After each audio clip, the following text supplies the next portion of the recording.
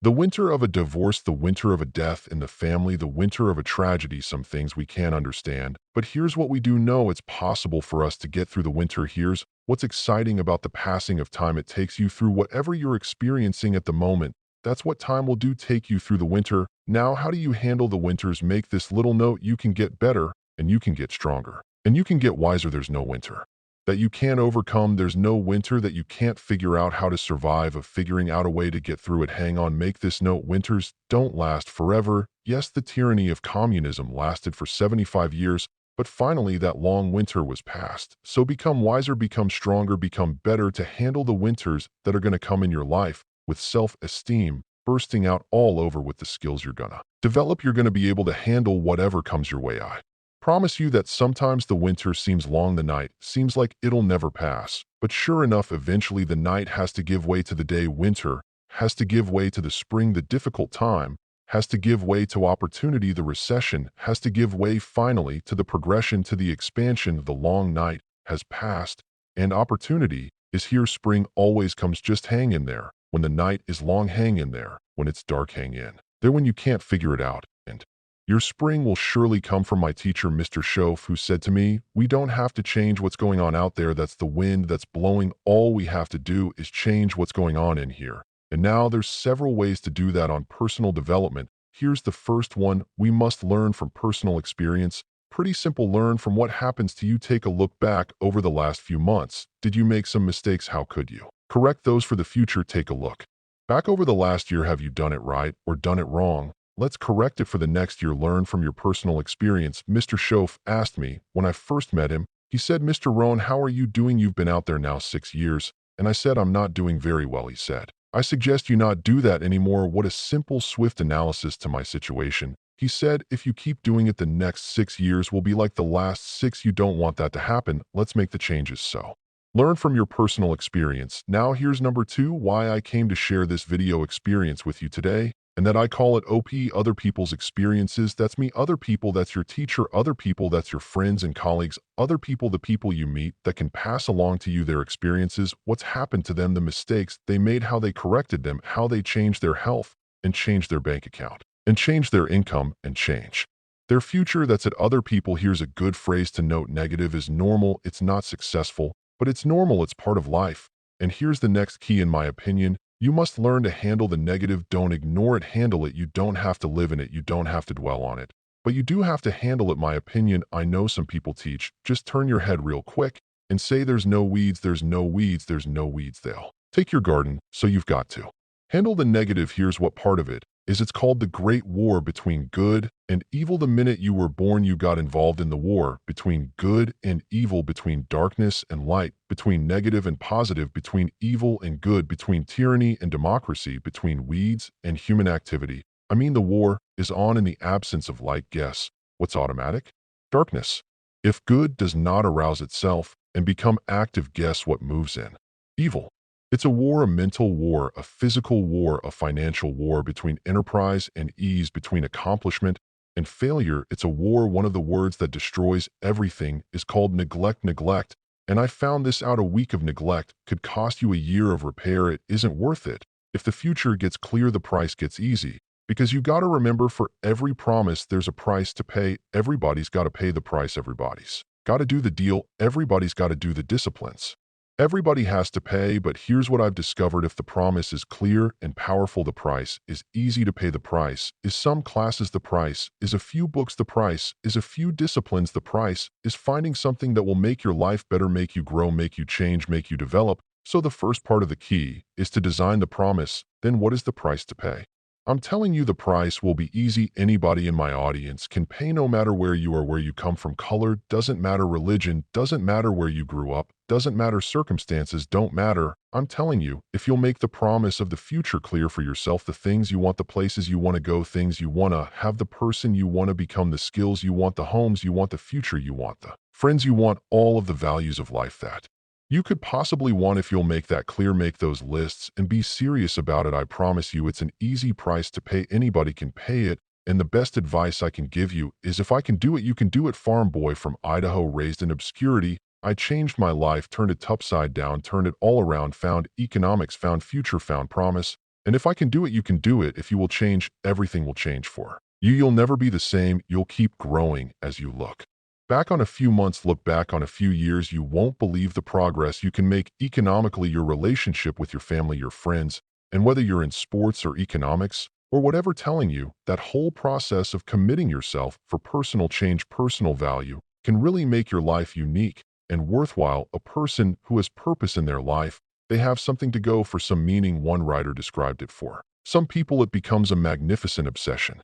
And for you and I, maybe it doesn't need to be that dramatic as a magnificent obsession, but it has to be something that does something to us, something that pulls us especially into the future. You know, there are many influences on this. One is the influence of the past. Some people are always pulled back by the past. Some people are always pulled aside by the distractions.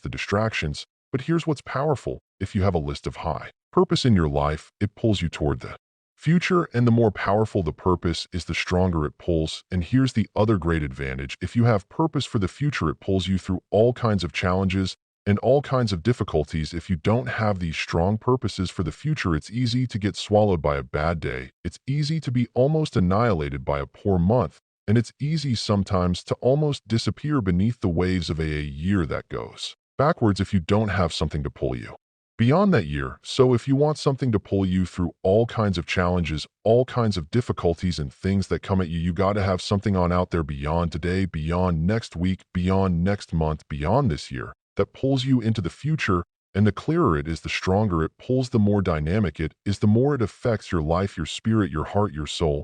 It also creates imagination. It gets your mind working on how to achieve that purpose. And if your mind will work, and if your heart works, and if your spirit works, and if you have good input like good ideas, I'm telling you, there isn't anything you can accomplish if you're willing to be the best in your field, if you're willing to demand of yourself excellence and skills to be the best that you can possibly be in the training. Do the best you possibly can in doing our workshop. Do the best you possibly can developing the skills of using your personality, developing the skills of language, developing the skills of influence, developing the skills of organizing. If you're willing to be an expert in all of the skills and not only make a handsome living, not only make a lot of money, but if you would so desire, if it would be your purpose, a chance to make your fortune. Here's why we don't really reach into the future. We're trapped either by regret of the past or the routine of the present. So busy with the routine of the present, we don't give much thought to designing the future, or trapped by the past with regrets and past losses and past failures and past mistakes,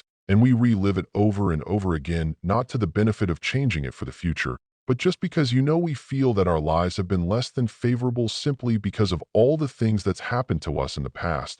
But here's the real key, is to spend some time, and usually we don't do it until someone comes by and offers the suggestion. That's why meeting the right person at the right time, attending the right class, listening to the right sermon, having a conversation with the right person sometimes can totally change the direction of your life, and you're never the same after that personal contact, or sitting in that class, or reading that book, or coming face to face with someone who says, "Hey, you know, our lives are not that good. What could we do to change?" And that very conversation starts this whole process.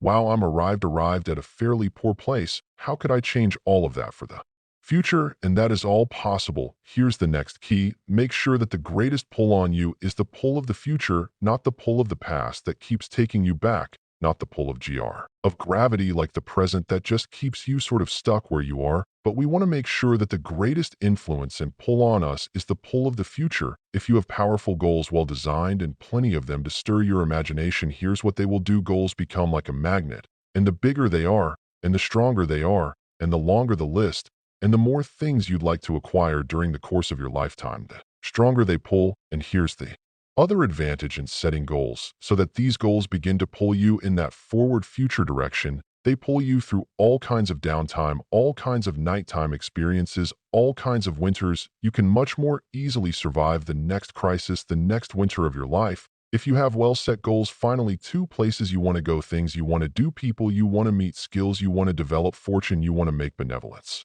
you want to engage in. If all of that becomes powerful and clear, and you're on your way, I promise you, no matter what happens, those goals will pull you through. You won't be lost in the middle, because you'll be able to see beyond. Where does self-confidence come from? And this is the best advice I can give you on that: not neglecting first of all the small daily disciplines. Self-confidence really comes from feeling good about yourself, And one of the best ways to feel good about yourself is at the end of the day too. Know that you poured it on, you did your best. If you conducted a meeting, you did the best you could. If you made a phone call, it was the best phone call you could possibly make. If you wrote a letter, it wasn't a casual letter, it was your best letter. At the end of those kind of days, when you feel good about yourself, self-confidence starts to rise. You know that if you can have this kind of a good day, you can have another one the next day, and those days become the weeks become the months, and the months becomes a powerful year. Self-confidence comes from the lack of neglect. If you will not neglect to do the small daily disciplines, that's where self-confidence comes from. Part of good health is self-confidence. I know I'm going to be healthy. I eat the apple a day. I walk around the block. I do the jogging on the beach. At the end of the day, when you've really poured it on and you've done all the stuff, self-confidence grows. That self-confidence affects your health. That affects your future. It affects your psyche. So this is true. One of the great powers is self-confidence. Self-confidence means willing us to do whatever it takes to achieve. Some people say, well, I'll do it for a little while and see what happens. I'll try a couple of things. If that doesn't work, I'm out of here. And all of us know that that kind of person doesn't have much of a future. But if you're willing to do whatever it takes, if I have to learn a couple of things, I will learn those things. If I got to learn 5 or 6 things, I'll learn all 6. If I have to take an extra class, I'll take an extra class. If I've got to read the books, I'll read the books. If I have to consult with people who know more than I know, I will do the necessary consulting. Whatever it takes, I will do that. Starts to develop unbelievable self-confidence. Self-confidence also comes from the ability to rise above your circumstances, to rise above what happens, the petty little things, the discouraging things that would sink everyone else's ship except yours. It would cause someone else to quit early in the day, but you keep going. That kind of willingness to overcome all circumstances, whether it's a little challenges or the big challenges, if you're willing to do that, I promise you this kind of power will work for you. And in you, the variable, it'll make a difference. Now, there's 2 kinds of people to learn from. One is failures. It's 2 bad failures. Don't give seminars, right? That would be valuable. Bring your notebook. Have them tell you how they lost it all and threw it all away, threw their health away, and threw their friendships away, and things didn't work out well. That would be valuable. But now, then we must also learn from positive people that have done well. They've got the health. And so we ask them, how did you become so healthy? They've got the skills. So we ask them, how did you become this skillful? They've got the income. So we ask them, how did you get here in such a short period of time? So now here's what's important. In personal development, in learning from other people, we learn, number 1, by observation. We learn what we see. We watch people that are successful and what they do. In sports, we watch their disciplines. In business, we watch their disciplines by observation. What we can see, the reason I created this video is something that you could see someone's experiences translated for you. Second, we learn by what we hear. I've got some of my lectures on cassette tape, so you can take them with you wherever you go and learn by listening. Turn your car into a mobile classroom and listen, and then listen to the sermon on Sunday morning. Listen to the lectures, listen to the teacher, listen to someone who's got something good to say. And then number 3 is vitally important on personal development, and that is read all the books you can possibly read in your lifetime. Mr. Schoaf got me started on my library. I've got one of the better libraries, haven't read everything in it, but I feel smarter just walking in at my library. At least I was smart enough to buy it. Now I got to be smart enough to read it. Then of course I got to be smart enough to decide what's valuable and then do it. But this one is very important. Become a good reader. Some books that helped change my life. Mr. Schoaf recommended, of course, the Bible, and my parents made sure I was a pretty good scholar by the time I was 18. That's been so beneficial for me, drawing from those illustrations, reading about those stories, people who made it and people who didn't make it, and what the difference was. And then other books that helped to really change my life. One called Think and Grow Rich by Napoleon Hill. And then a book that helped me become financially independent by the time I was 31, and that book is called The Richest Man in Babylon by George Clason. But I started reading the books, attending the classes, making sure that I got in front of people that had something good to say, and then I started keeping a journal. One of the major things my teacher taught me was to keep a journal. He said, don't trust your memory. If you hear something good, just make a little note and write it down. Now, at first, I took notes on pieces of paper and torn off corners and backs of old envelopes, and it didn't serve me well, thrown in the drawer. Then I learned to keep a journal, a bound copy of all my notes. So I would suggest you do the same things that impress you. A poem that impresses you now when you attend a class. Some of the ideas that impressed you, jot them down. You read something in a magazine, write some ideas, take those out, put them in your journal. Keep a good journal the rest of your life. This will serve you well. My journals make up a significant portion of my own library. And if you saw my library, and saw my journals, I tell you what, you'd have to say this is the library. And these are the journals of a very serious student. No wonder Mr. Rohn is invited to lecture and speak on his experiences around the world. So I want the same thing to happen. To you, value capture that you can resort to later, go back over it and review it and let it become valuable to you. Work harder on yourself than you do on your job. Develop the skills, learn the lessons, take the classes, absorb all that is being taught to you these days. And then later on, of course, you can sort it out what's valuable to you and how to refine it for your business and for your life and for your future. But the main thing is to get it and start this process of personal change, personal development. And let me say it one more time, if you will change, everything will change for you. You'll never be the same. You'll keep growing. As you look back on a few months, look back on a few years, you won't believe the progress you can make economically, your relationship with your family, your friends, and whether you're in sports or economics or whatever, telling you that whole process of committing yourself for personal change, personal value can really make your life unique and worthwhile.